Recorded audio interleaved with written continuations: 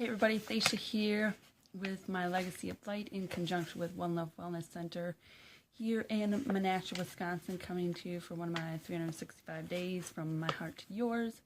And today I'm going to be sharing some stuff from Marianne Williamson and Everyday Grace. So, it says, tears have taught me a tremendous amount, and I know now that they often come bearing important gifts. There has emerged a half-baked spiritual myth that invalidates sadness, claiming it is beneath us if we are walking the path to true enlightenment. But surely one of the most powerful lines in the Bible is the one that's the simplest. Jesus wept. There is nothing unenlightened about crying over a tragedy of human suffering. Perhaps what is neurotic is how infrequently we do. There is an old Buddhist story about a monk who stood crying at the grave of his master. A traveler came by, saw his tears. "Why would you cry? I thought you were enlightened." And the monk replied, "Because I am sad." Our task is not to avoid painful emotion, but rather to transform it at its roots.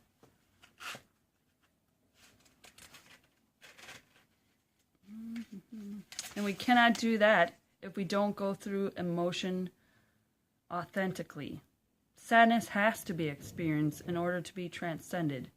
No situation can be transformed until it is accepted. But grief that is suppressed will force its way into expression, whether we want it to or not.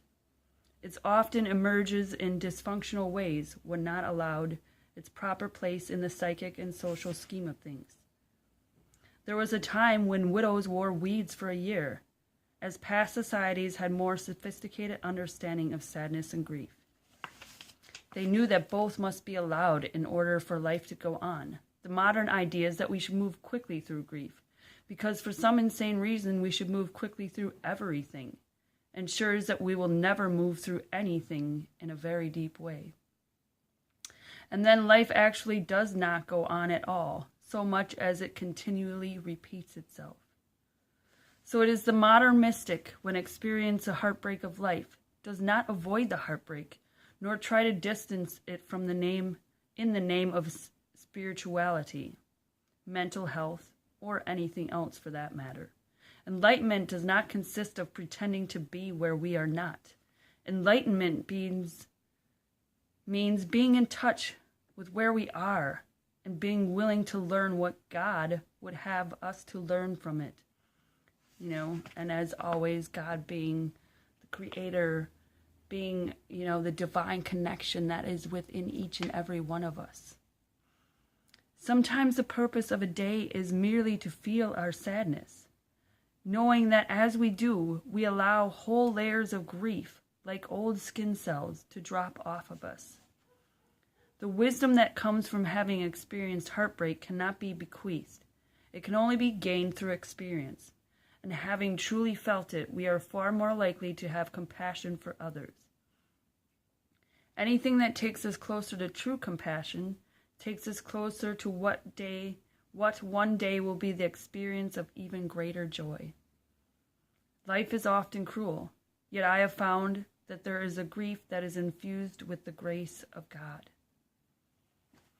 At my sister's funeral, as I uncontrollably wept, my father, age 85 and nearing the end of his own life, leaned over to me, put his arms around me, and said, "Littlest sister, it is all part of the mystery."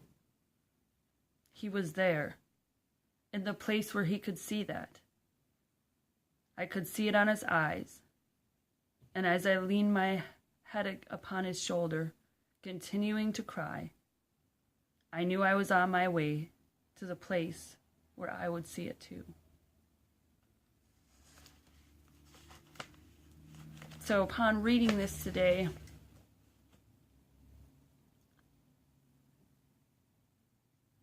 it's just brought me to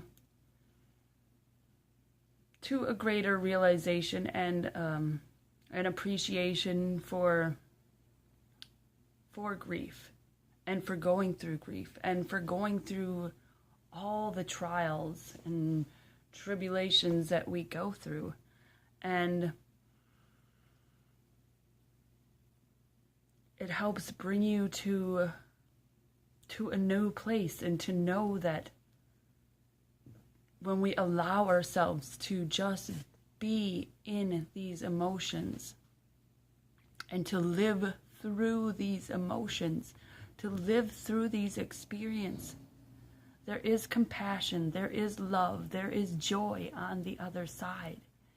And we can't know that compassion or that love or that joy if we don't go through these experiences.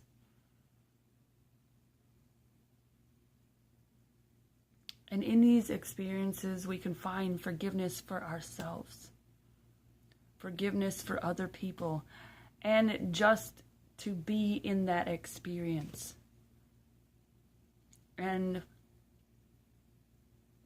if you've had somebody that passed away, go by what you're feeling, how long it takes you to grieve, whatever that process is.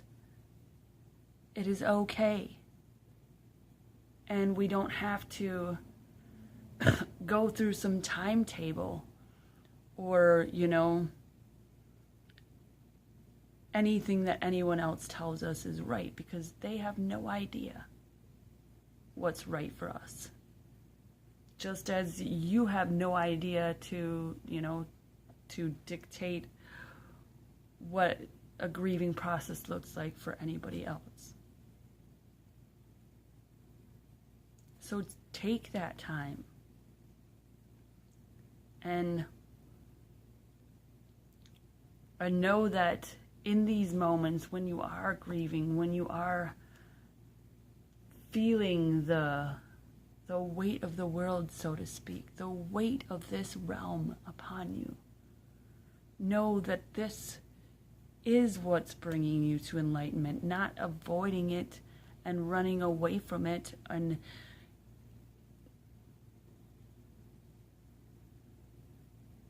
that doesn't bring you enlightenment. What brings us enlightenment is going through these experiences and experiencing them for what they are. I've had several things over the past year, but one of them was a relationship. And it was really hard for me to understand at the time, why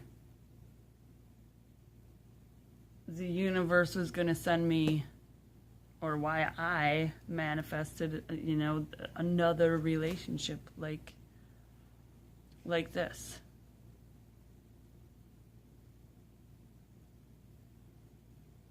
And that wasn't going to end in us being together. And for a while I was frustrated, and I kept, trying to make it work. I kept doing all these things because I thought it was supposed to go one way. And I misread some of the signs and literal words that were told to me by my guides, but in the end, I figured it out. And I needed to have this relationship in my life. And that person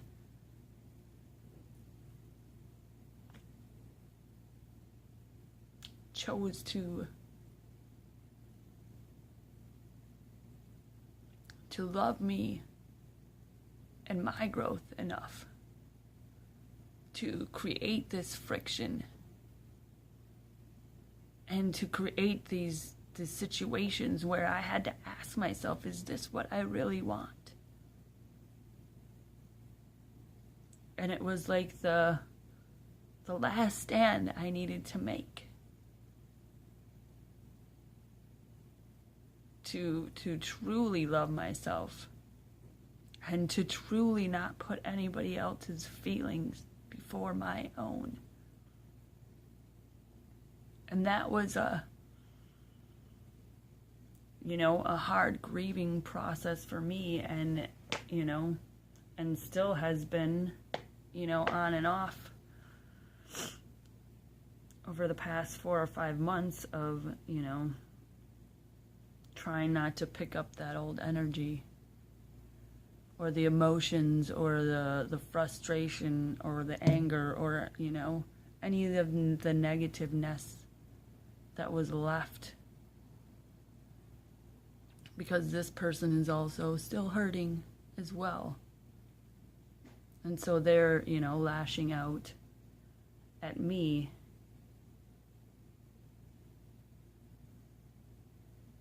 And so I've had to add a lot of love to that situation and just allow it to be as it is and to transform into something new and into a place where I could forgive myself and I can forgive them and I could forgive the universe and I can just be where I am and appreciate everything that I am. And like I said yesterday, be able to say, I am that. I am. I am claiming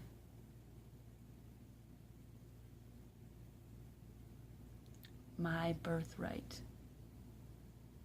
And we all have that choice, that ability to claim our birthrights and to go through these experiences and emotions that we have on this earth and to not run away or be afraid.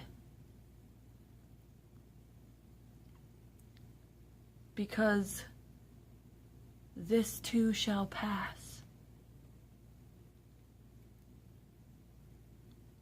And when we change our perception, those things that weigh us down become less and less and less. And when we claim our birthright, our magnificence, they become less and less, and they fall away. To where it is not so much a tragedy,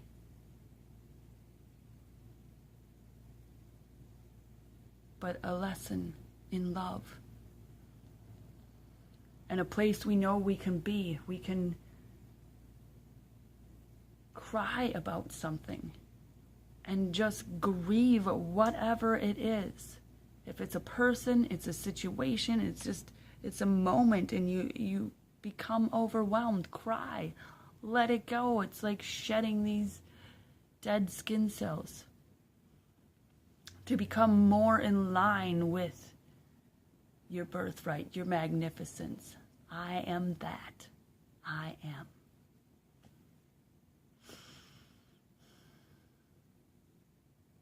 So I love you all. And remember that at every moment, you are eternally adored. And that every part of the universe, part of the oneness, every part of the whole, appreciates and loves you for who you are.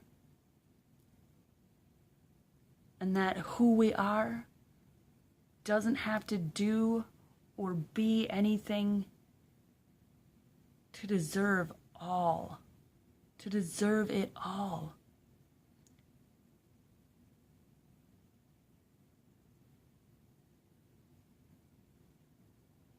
So let yourself grieve. Let yourself grieve parts of you that no longer serve you.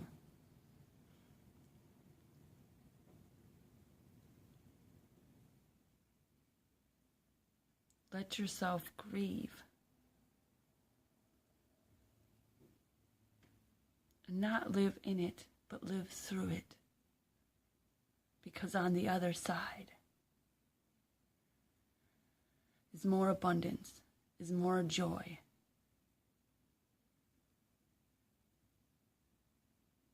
Always.